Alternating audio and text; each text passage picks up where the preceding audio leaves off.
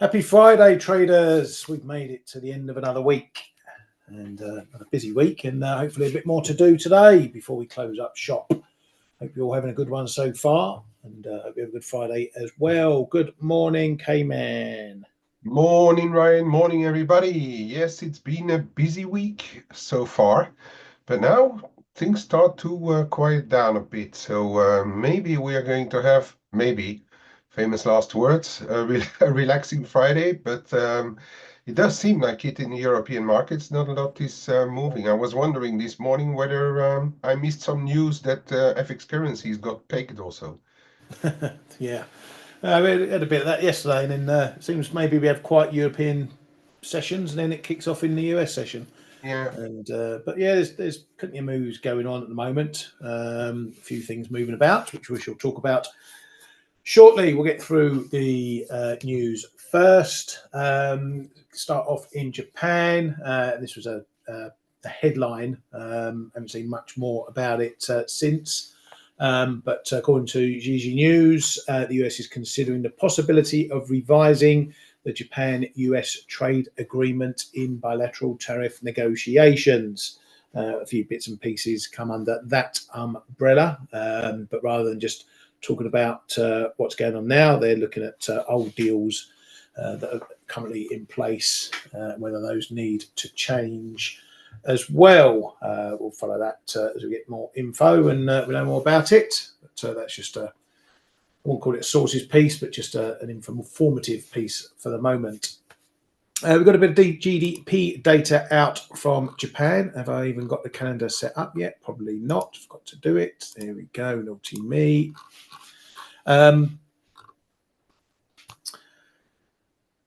GDP came out. Well, is it on the calendar? Where is it on that calendar?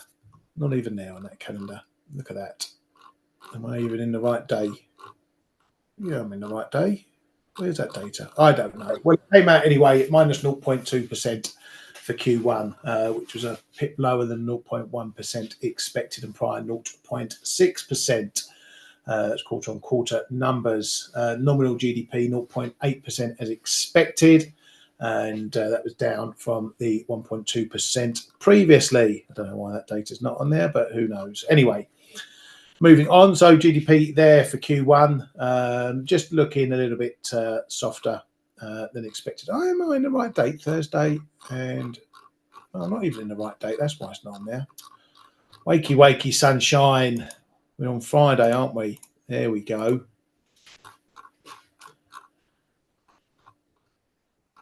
Still can't see it. Oh, for fuck's sake. What's going on? Kay, take it over. Oh, there it is. Found it. What are you looking for? I was looking for the GDP stuff. Okay. There it is. There we go. Found it at last. So, yes, down 0.2%, quarter on quarter, down 0.7 year on year. So, slightly softer than expected, which may, I don't know, that seems a bit of a surprise given that the data recently, K's been not too bad at all. But it's not showing up in those numbers anyway.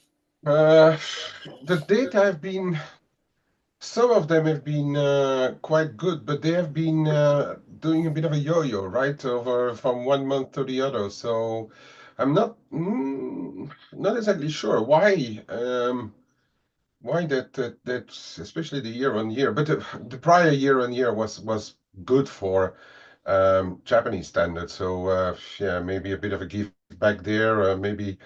Um, we've also seen real wages not really jumping much higher. Maybe that people have been consuming a bit less in nominal terms as well. So yeah, it might all be like a mixed bag and give backs from better numbers before. Yeah, absolutely. You can see their consumption there coming in flat. We might have liked to have seen it a bit higher. The price index, though, looking healthy, and capex investment, which is an important component, is a decent positive. So, anyway, not overly great numbers, but nothing shocking as well. And there could also be some trade-related stuff in that as well. Right, let's move on. Anyway, RBA is next week, and according to a poll, 42 of 43 economists expect a cut of 25 pips next week to 3.85. The one who didn't expect a cut of 25 expects a 50 basis point cut. So all 43 expecting cuts. One of them thinks it could be a 50. Riksbank's Theden says that trade uncertainty means it's appropriate to sit tight and wait. So pretty much following up from their meeting the other week. They cut and there's potentially going to stay on hold from now on. ECB's Kazakhs is taking or says that a meeting by meeting approach by the ECB is right. Says there's a risk of a shallow short recession.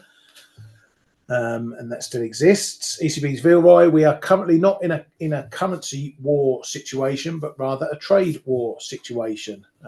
Maybe making that out to be a bit more than it currently is. There's no actual trade wars, apart from a few tariffs being lobbed around. But he's an emotional bod, is Mr. Vilroy, Victory Vilroy as we call him. Bit of data out, a ton of data out yesterday. From the US. We'll start off with jobless claims, which was nothing burger, as usual, 229, pretty much as expected, and as last month as well. Continued claims showing nothing there as well. PPI, that came in as pretty much as expected. Core PPI came in 3.1%. Headline PPI, where is it? Bloody hell, they chuck this stuff all over the place. There we go. Came in a pip softer than expected at 2.4% versus 2.5 expected. Both months showing drops in PPI there. A lot of negatives on the monthly numbers as well. Retail sales, that came in, the headline came in a mere pip above what was expected, came in at 0.1%. Versus flat expected. So headline, nothing much to write home about. However, the core sales, the control group, came in at minus 0.2%. Was expected to come in up 0.3%. So maybe a little bit of weakness coming in there. But overall, not a collapse. There was enough in this data to hit the dollar a little bit, but I wouldn't say that anything is massively rolling over. We've got a bit of a funny one from the Philly Fed. It came in -4 on the index, not as bad as expected, but it was still an improvement over last month. But how it came in a negative when pretty much all these components came in pretty much massively higher. Don't ask me, but that's how they count the beans in that survey. So the details were positive, and as I say, it was less crappy than it was last month, nearly getting to a positive number. Empire State, though, that went backwards, coming in at -9.2, worse than the 8.2 expected and 8.1 previously. I think that was all the data for that section. And then we got industrial production a little bit later on, which came in flat. Manufacturing came in a little worse than expected. This is April data. So again, it may just be bits and pieces that are filtering through from the trade stuff and whatnot. Capacity utilization dropping a pip too. We also got some inventory data, business inventories, and this is for March data. And perhaps a number you might have thought would have come in a bit hotter given any front running and the rush to get in before tariffs and whatnot, but that only came in up 0.1%. So no great increase in inventories on that front. Kay, taking all that US data yesterday, a bit of a flood. What did you pick out of it? Exactly as the market traded up and down and in the middle, mate. It's that those are where we expected perhaps to have numbers coming out relatively far from expectations, and then I'm thinking about the retail sales, etc. You're talking about 0.1, 0.23. Okay, the retail control was like 0.5% lower than expected, but then if you look at the revisions, they were all going the other way around. So I think what we've seen here as a reaction to it is pretty normal. Take away all the rest, I think the market may have viewed all the slew of data, if you take the whole package, as not as bad as feared. And especially if you talk about the Philly Fed components, they were good, right? Sorry. So I think that's where we saw a bit of a comeback in the dollar as well after the data. But uh, this market now seems to me like in a wait and see mode to really see what's going to happen on trade deals. We may have stuff next week at the G7, and obviously we all like a lot of volatility. But actually, we did warn on the flow show yesterday that the whole package may not break ranges, and that's exactly what happened. We have not broken any ranges, and I think we are in a bit of a wait and see mode now about what's going to happen. And then we are looking at two, well, obviously there's a lot going on, but then we are looking at two deals in particular for potentially next week, because we are expecting Japan and the US, but also yesterday we had, was it Lutnick and Sefcovic from the EU saying that they had constructive talks, and not really saying that they agreed upon anything, but at least it does look like we may see an acceleration in the talks between the US and the EU, and potentially that's going to be movers coming, right? And for the rest, yeah, we're right now in a bit of a wait and see mode. If you look at Euro dollar, we're bang on that 112, cable magneting 133, and you can call on a few other ones as well, even looking at the Aussie in between that 64, 64.40. I mean, we're waiting. We're really waiting. And the market always has flows. We have to know that. I mean, there can be flows out of the blue. If a big corporate has to do euro dollar or cable or whatever, there will be moves. But the market is not telling us that we are accelerating the existing trend or starting to reverse. So that is, I think, the big lesson that we have now coming out of a couple of days of data. Yeah, absolutely. A lot of treading water going on in these markets, but we'll look at that in more detail shortly. Let's get through the rest of the news. We've had Fed's bar saying that the US economy is on a solid footing with inflation heading to 2%. However, trade policies have clouded the outlook. Fed's Bostic sees one rate cut this year amid all this uncertainty. Powell was speaking yesterday on the Fed's framework, even had Mr. Bernanke in attendance as part of that. Nothing on monetary policy, but he did feel the need to give us another update on PCE or give us the April number. He says he's going to come in at 2.2%. He's completed his hat trick last report, PCE report. He's now given us a number 4 times in the last 4 months, 3 of which have come true. So no reason to think he's not going to get the 4th one right either. Mexico Economy Minister Ebrard says that they expect to begin USMCA negotiations in the 2nd semester. Each country must do consultations as part of the USMCA rule.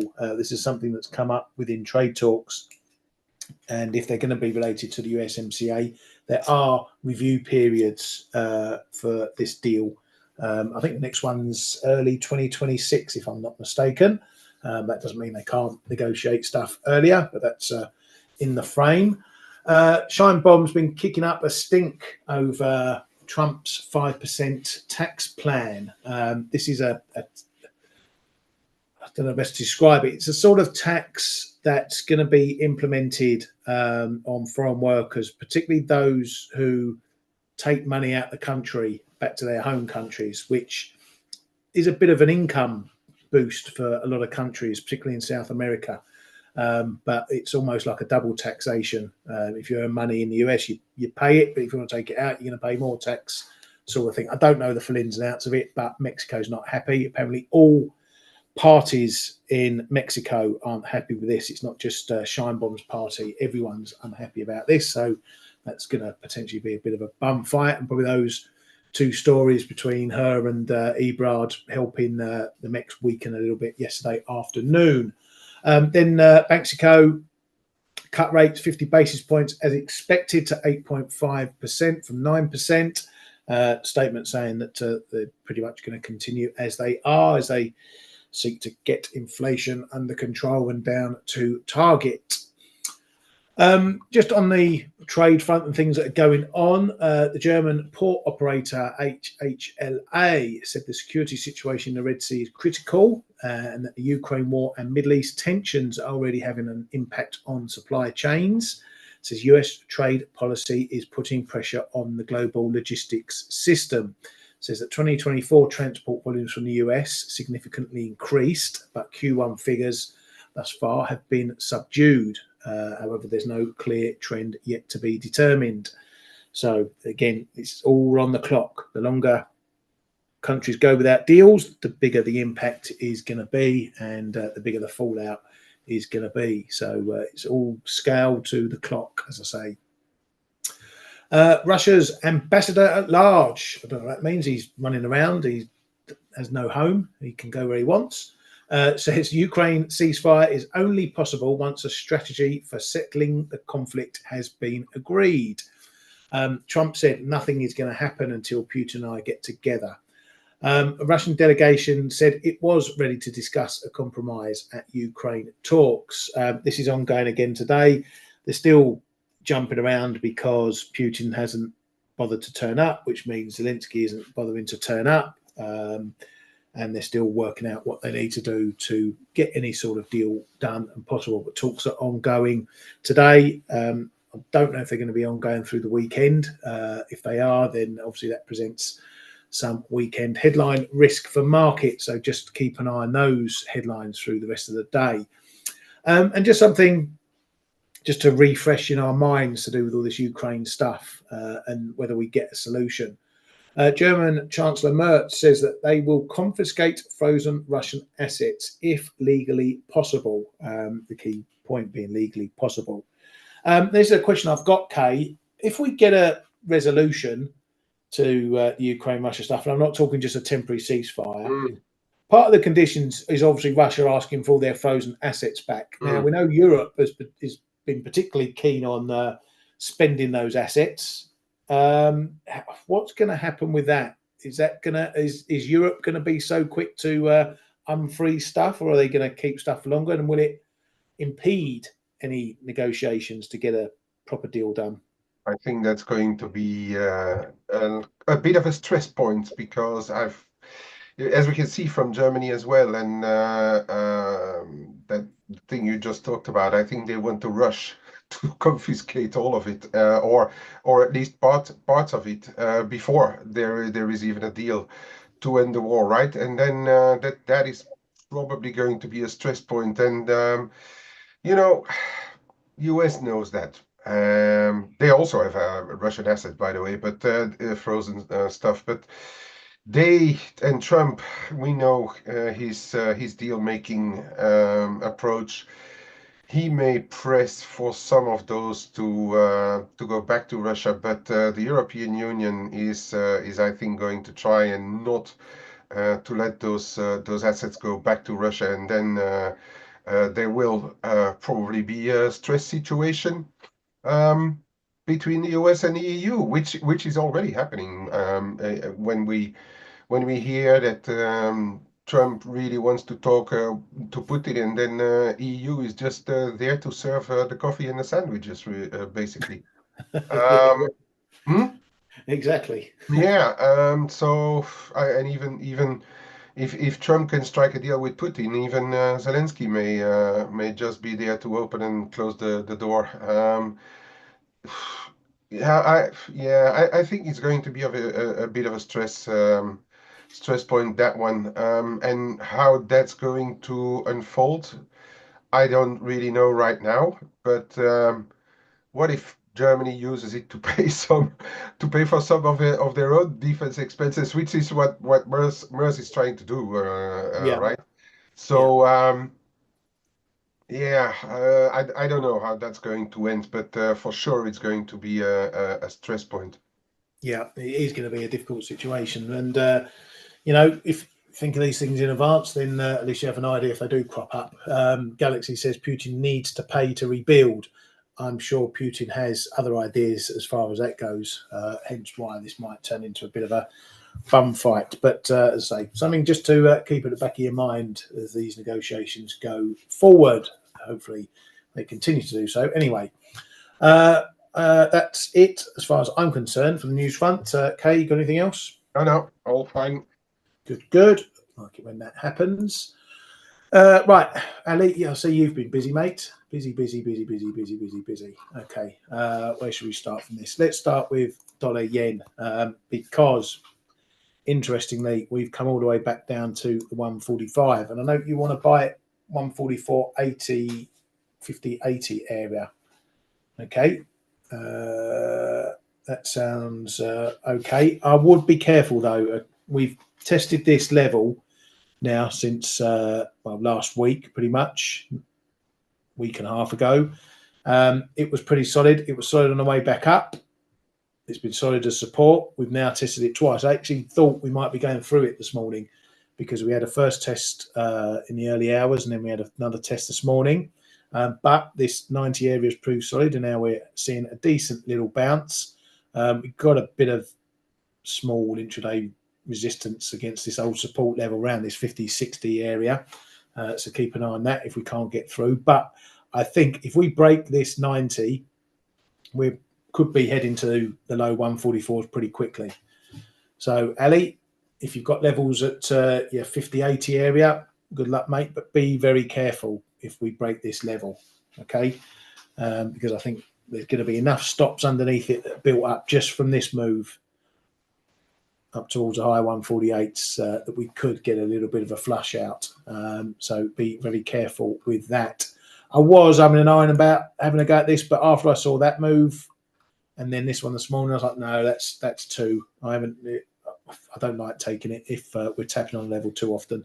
But as you can see, the bounce is pretty good, but we're not looking like we're going to be turning around this just yet, this trend. So unless we're sort of back above, I'll say back above here, 146, 2025 at first instance, more so 146.50, then we might be heading back higher. But we shall see. Kay, what are your thoughts on the yen at this moment? Yeah, we're looking at the picture a little different, perhaps, Ryan. I do see what Ali means by that dollar yen there in the 144s. I have but each and every one, of course, looks at different stuff, and but I do have a bit of a zone between, where is that, 144. I'm looking on my chart at the same time, between 144.30, 20 and 60 really. I've got quite a bit going on my picture. Yeah, but I see. Yeah, we have this double bottom. It's not a double bottom in technical terms, okay? We're not talking here in technical terms, but I see that those two lows there in the 144s, which is not too far from a high that we had earlier in May as well. But then if you look a little left, early April, there was also some activity in those 144s, right? So I'm I'm still not convinced about much in the yen. I still don't like to trade dollar yen too much because intraday we have those moves, but I'm still wanting to. I still want to know what's going to come out of those Japan US talks. Because so much can change there. You can wake up one day and be 200-300 pips away in dollar yen, and uh, I wouldn't want to get caught up in such a violent move. Yeah, it, dollar yen, I don't particularly like it. I'd rather trade across yen than a dollar yen right now. Okay, they will look very similar if it's a yen move, obviously, but yeah, that dollar thing, that dollar bit in there is. I don't trust too much on the dollar either side right now. Yeah. So Yeah, no, I get that. I get that. And that, yeah, there's a bit of confluence at your 50 level, Ali. As you can see there, we got both the 200 and 100 4-hour moving averages. So, yeah, I've got a bit down there at 50. We've had a bit of action down there before. But, yeah, each to their own, as they say. Everyone's got their own charts to look at and their own levels. My big level is this 144.90 up to 145.10ish, really, for that one. Mike, I'll have a quick look at euro dollar. Not that there's anything inspiring going on here at the moment. This 112 is becoming a bit of a washout level. I like a level if we've been away from it, a big level, but I don't like it when we're just up and down, up and down, up and down, because it shows the indecision we've got going on at the moment. But even so, the levels are pretty clear. We had this move down to 111, the little pokey under, then we came back and held it. Let's just zoom that in a little bit. So, you know, that's a level again. And we got this 112.60s level as well, which confirmed after the breakdown where it held as support in that move up to 115. So that's a level to consider there. So really, you need to watch what we do at this 112. You know, if you're not in a position, what are we doing? Nothing. So we're not even holding above or below for any length of time. You know, we tried here, hold above. You get a little move up, you know, 20 pips out of it, and then we're all the way back down again. So you want to see something a bit more constructive, whether it's really holding below for an extended period. But as you can see, you know, you have these periods, decent break, back below, decent move below, hold, and then suddenly we get that, don't know what to do. So when that's the case, you just go a bit wider on your levels. You forget about this level in the middle. You know what's above, 1260s, maybe 1150s on another move, but that didn't have that much to say except over a couple of days last time. And then probably 111 and down to those lows is a bit more important. So I don't know what you're doing, Mike. Let us know. But for me, it's just treading water in the middle and not doing much at all at the moment. Couple more, then I'll bang it over to Mr. K. Dollar CAD. We had another run up into 140 yesterday, and I did mention in the room, keep an eye if we test this and fail, or we don't even get as high as 140.20 and fail, and we got to what 140.04ish and then failed, and then whereas for a lot of yesterday we've been pretty much holding this 70-80 area. Well, after that failure, we went all the way through. And now we're pissing around with this zone down here. Again, we're in treading water mode. Okay, so unless we're getting a move down to maybe 139s, I would consider maybe looking at a long if we got down to this other strong level, 3860s. But here in the middle, nothing much going on. It needs to get above again. If you want to know where this is going, it's going nowhere unless it's getting above 140.20. Okay, if we get that, then you're probably 141 pretty quickly after.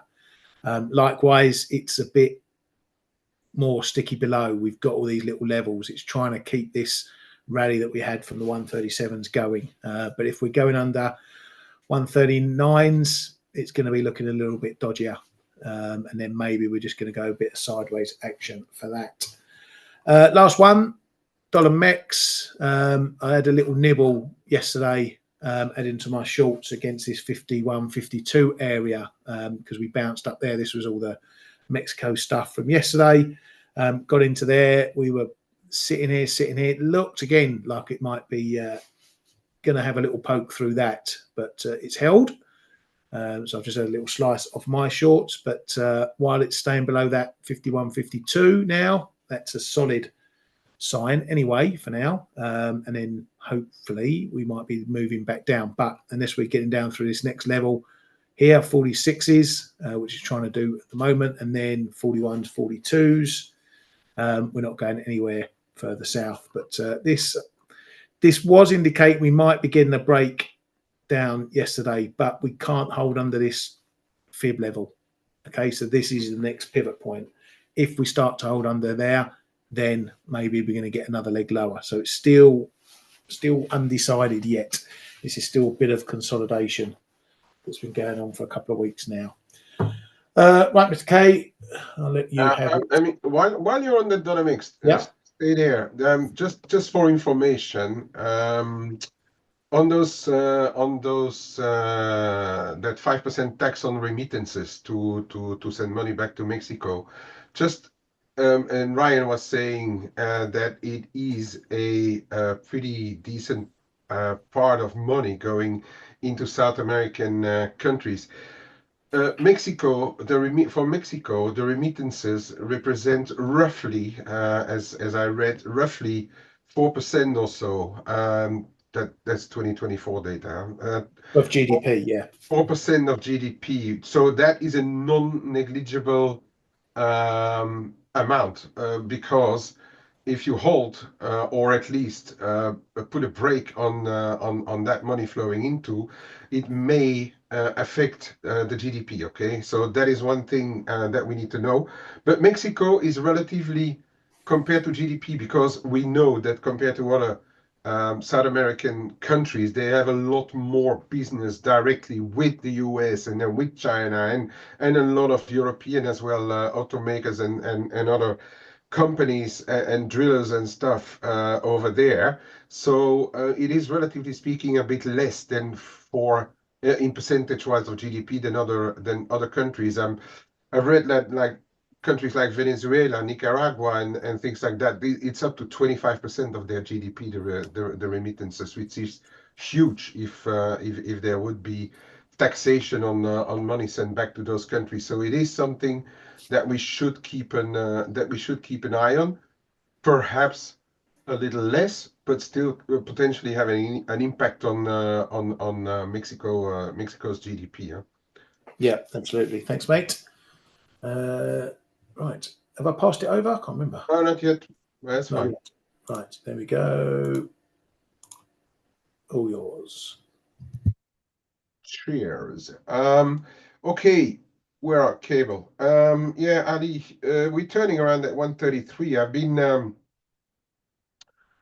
talking about this magnet 133 for a while, and it's your 112 in euro dollar basically. Yeah, we're turning around, undecided. If you look at the shorter term, we could argue that we are starting to see lower highs, but then if you look at the other side, we had that poke lower on Monday, and then we're starting to get higher lows as well in the really short term. Okay, so I guess we have to look at it like this with the 133.40 and 133.70 on the downside, or you take the little wider view and then you end up again at 133.60 and 132, sorry, 35.40 before the bigger, which is still, in my opinion, a bigger zone of support here around the 132. The figure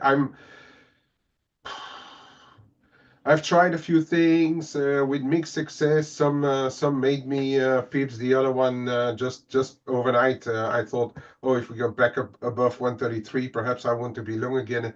But that cost me 6 pips, and I'm already out of it because I just don't know what's going to happen right now. And looking at this picture, it doesn't inspire me much. But if you're short, you're going to need a break of 132.70, 75, and then perhaps then you can have a look at 132.5 again, about there. It's Friday. We don't have, apart from those building permits and housing starts, we don't. Well, yeah, we have price indices in the US, but it does look like the market is in a wait and see. I'm not going to expect that we are going to get out of this range, for instance, here. I don't expect it today. Okay, never say never, but if we get out of the range, then we could have some accelerations there.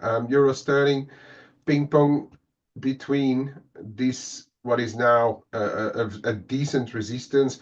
Of course, this line is going to come down. I'm not too happy when the line comes to the market. I'd rather have a look at then this level here around 84. 45.50, and then another one around 60, and then another one here. And it needs to break back above 84, 75, 80 to start reversing to me. But we could see a bit of a stop run if this goes above 84.5. I'm playing this range right now. There's not too much telling me that we are straight away going to break lower. So whatever I sell here, I'm buying it back down here, which I happily happened yesterday. I could sell close to this one and bought it back here. That's just my ad, and I keep a base short in it about that. I thought you were short, Cable Ali. You're telling me that you're long. Okay. Um, okay, never mind. Aussie. Yeah. Okay, it's looking for different perhaps reasons, but it's looking like the cable. Okay, I think it's holding pretty all right. Yesterday, I did not really get why Aussie would be weaker than other currencies. Aussie dollar, okay, we had the dollar move, but I didn't really understand why Aussie should have been weaker than other um, peers, but it's correcting a little bit. But here we are back at 64.20 in between your 64.40 and 63.90. Could end up being just a range play until something gives. Really, I think this was a bit telling that we couldn't get or keep 65. We rejected straight away, and the same thing happened here on the low here, and that's at 63, 55, 60. Those are your levels to break for bigger moves. Okay, if it would break below 63.5, I guess there is a fair case to make to get back into a 62 handle. If we get above 65, then I think 65.5 is your next level. But in between, look, I mean, we're doing the same thing as we do on stuff like euro dollar or cable, and maybe we are going to just do exactly the same thing until the RBA. That's what I really think where we are right now on the Aussie, Mike. What else? Yeah, you're talking about oil. I've showed it already, but okay. Short term is short term. But oil, even in the short term, if you look at this is a 4-hour chart. If you look at this in a couple of 4-hour candles here, you can be nearly $4 lower. Yeah, so I'm really reluctant to look at short term charts or short term levels on oil. Um, Really, I'm about to perhaps just take all this thing away and just trade whatever comes first, 55 or 65, really. In between, what I've been saying for a very long time, overall, the highs are coming lower and lower and lower. So it's still not telling me, at least, that we are going to reverse and start to go higher. If it goes, yes. If you want to trade intra range, yeah, 60, 62, and we are yeah, 61.70, maybe, yeah. But I would wait really until 63 to do anything at all. Deresh, yesterday, Michael also was asking, everybody was scratching their heads, why gold rallied $130 in a session where not a lot was happening. Well, if you look at the technicals, there is a trend line support here, okay? And we just hit it. You had there was, I thought I saw something else, but it just looks like one of those stop runs that we had. Here we did the same thing around 32.65. Then we went $30, well, even 60. No, $40 lower and bounced. Here the same thing, 31.65. We went below, did another $40, and then started to bounce. Could be either technical, could be either a fact that people are short and just buying back. I think that volumes are not huge right now because the market is waiting to see what's going to happen. But people are in position, so all those shorter term longs, they have been coming out, and those who saw the trade, less tension, less need for a hedge, so gold should trade lower. They probably took profits. I can't find too much of another explanation apart from the fact, but that's March data, that South African gold production data came in a lot lower, may have helped it over the course of the day, but I do think that volumes are not massive. So if anyone or any bigger account needs to do something sizable, like taking profits and things like that, or adding to fresh positions, they may have been waiting and add to fresh positions. The move could be relatively fast. So that is where I am with my thinking about what was happening yesterday in gold. You know that I've told you that there was less need for a hedge, so that it was not really a surprise that gold was going to go lower. But since it's like a metal, since it's not something like an FX pair where you got like constant liquidity or volume, the liquidity can dry up in stuff like that, and we do those outside moves. Silver had a little bit of a walk there as well, down below the 32 level yesterday, but we stopped relatively soon on, well, this was a faster spike, but if you look here, those we stopped relatively soon on those lows. We stopped on the 38.2 of this last move higher, and we bounced from there. I think we are also, I don't know what is developing here, okay? Whether it's just sideways, and then we are going to go for a walk again, or whether we are building on a bit of a downsloping channel, which could then take us somewhere closer to 30 at one stage. But you know, my opinion there as well, if we get positive news about potential trade deals, imagine that we get something more concrete in Japan, or imagine that we get something on in Europe, or imagine that we get something on EVs between Europe and China, for instance.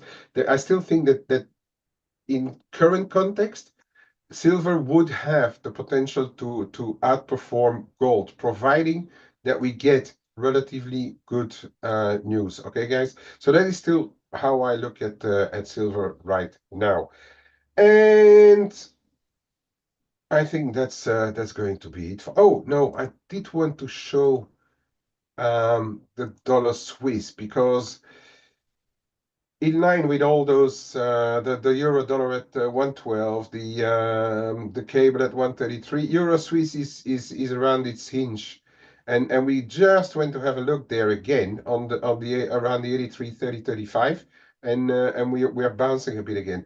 This is, I think, your hinge. I know the level here as a bit more fib, so low 83s. I think if we confirm get down there, then we are going to do another 50 pips. For the rest, though, trade the range here. But again, it does seem to respect. Maybe I should actually put a bit of a triangle on there. Why not a rectangle on there, like this little zone here? This is your little zone, perhaps your pivot zone for the short term in the dollar Swiss. And I know a lot of people are looking at this, so this may be it. Euro Swiss, which is my barometer for how Swiss is really doing on the risk front as well. The triangle is starting to get closer. Okay, where there was quite a bit of positive news. We failed to get above nine. Well, we failed to stay above 94, but equally, there's not enough bad news here to break below 93.30. So let's see what happens over the course of next week. I'm not expecting this one to break for the rest of the day. Okay, and with that, Ryan, back over to you, mate. Thank you very much, sir. And yeah, that's a good session for today. What I will do is just quickly share my screen again before we head out, just to pump our 40% discount that we're running on our monthly subscription still going. I don't think that's lasting for too much longer. So if you've been umming and ahhing, get in quick before that deal disappears. Apart from that, thank you very much for coming to the Flow Show this week and supporting us here as you do. Don't forget, be kind, and if you're on the social medias and you see the post go up, give it a little retweet. Let's get more and more people in here sharing the knowledge. Have a great rest of your day. Have a great weekend, and we'll see you all on Monday. Have a good one.